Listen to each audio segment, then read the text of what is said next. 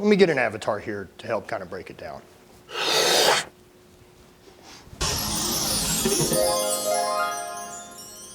She got that.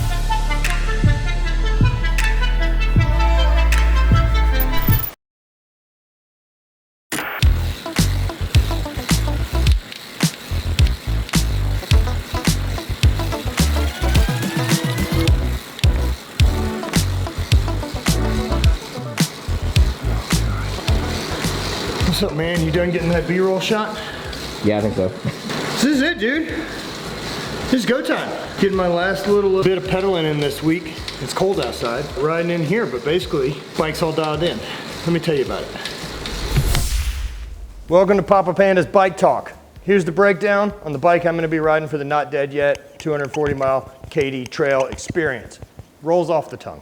This bike is a giant Defy. I got it a few years ago, kind of as a road bike, some gravel, and I've totally transformed it now to being this long distance gravel. Swapped out my tires and went to a 40C tire. Gives it as wide as I can fit on this frame. People are running a lot wider than that now, but this seemed to be great for me. And most of the time on the trail right now, I find it to be the most comfortable and most pedaling efficient for me to ride at about 55 to 60 PSI in these tires.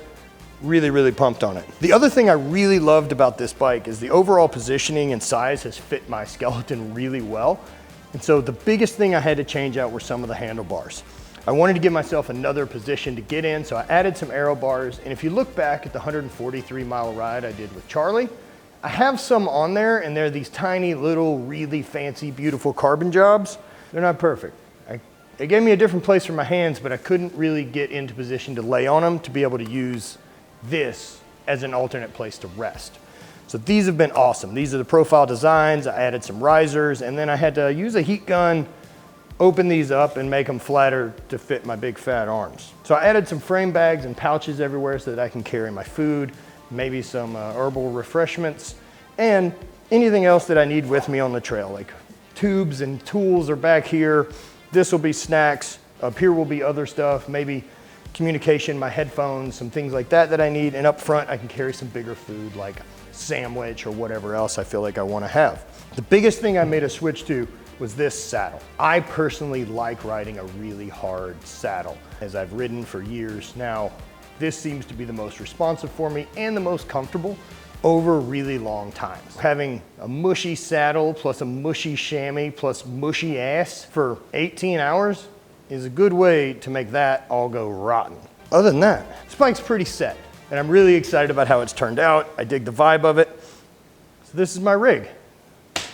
You could order one, but you can't. It's best of luck, but call now.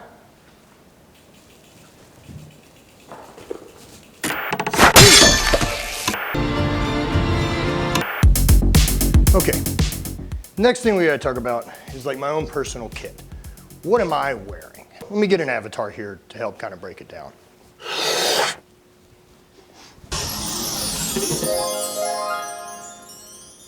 This is not gonna be ideal, but we gotta start with the base. First things first, cycling kit. I got my own stuff made, it's our own branding. I did it through Starlight Apparel. Bibs have been great, have some nice side pockets, jersey's comfortable.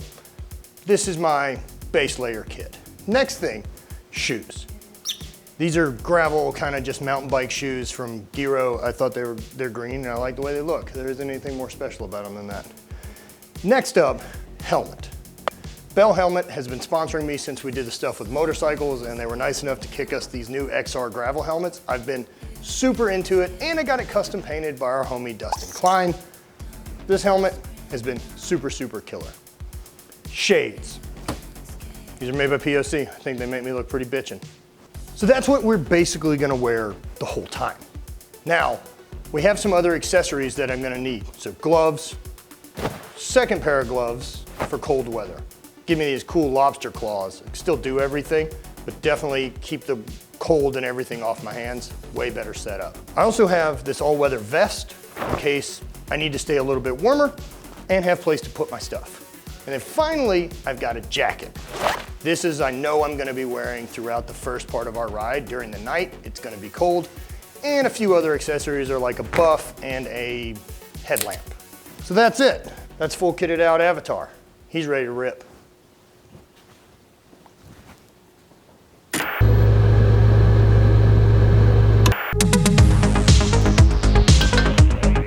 So meanwhile, I'm still strength training.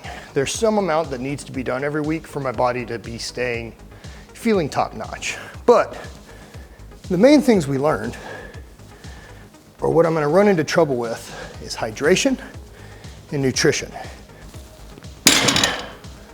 So the hydration and nutrition stuff is gonna be the most critical element of this.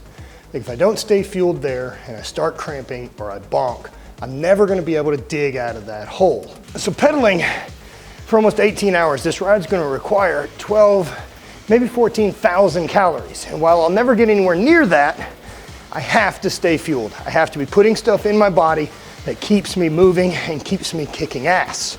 So candy bars, beef jerky, whatever I can get that's simple and easy to digest and tastes good. The other side of this is how well I'm taking care of my body, managing tissues, managing inflammation, and doing all those important things. Like mobility is already one of those things that I struggle with due to my hip and knee, so I can't afford to lose any ground there. So taking time to roll out, work on tissue, plus making sure I'm doing stuff like getting a massage once a week. This was something I always did when competing and always reminds me that we're getting ready to do a fun thing. The rest of it is taking time to be like in the sauna has been the other critical element of this. Like I know what it does to help my tissue, I know what it does to restore blood flow. The other big chunks of what it's doing with cardiovascular health, we see that it supports like zone 2 cardio, which is really what I need for the ride. And any passive help I can get, like sitting in a hot box, I'll take. And finally, the cold. This has been the #1 game changer every day for focus, for training, recovery, allowing me to be back on the bike the next day, feel good after doing the long charges.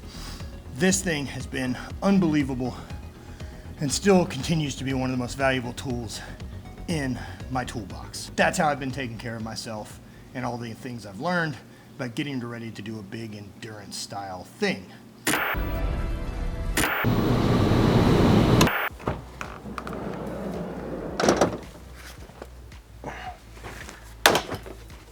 Personally, I feel really good about it. It's gone up and down. I've been really nervous about doing the big ride, and then when we did the 143, I got really scared about like that first 6 hours and 100 miles being in the dark. But since then, I've done some different training, and I went and trained one day really early and spent 2 hours in the dark, and it was fine. So exposing myself to all these parts along the way has built a lot of confidence in doing a thing that I've never done. And I mean, still, I'm 100 miles short of this distance. Prior to starting this training 8 weeks ago, I had never even done a single 100-mile ride. My longest ride prior to that was like 55 miles. So in a really short amount of time, I've built up a much bigger gas tank. I've learned a lot of new skills, and I'm doing way more miles than I ever thought that I could be capable of doing without being in pain. And it's been cool to see how much I can do. So this week's really great. Everyone's gonna start getting in town pretty soon.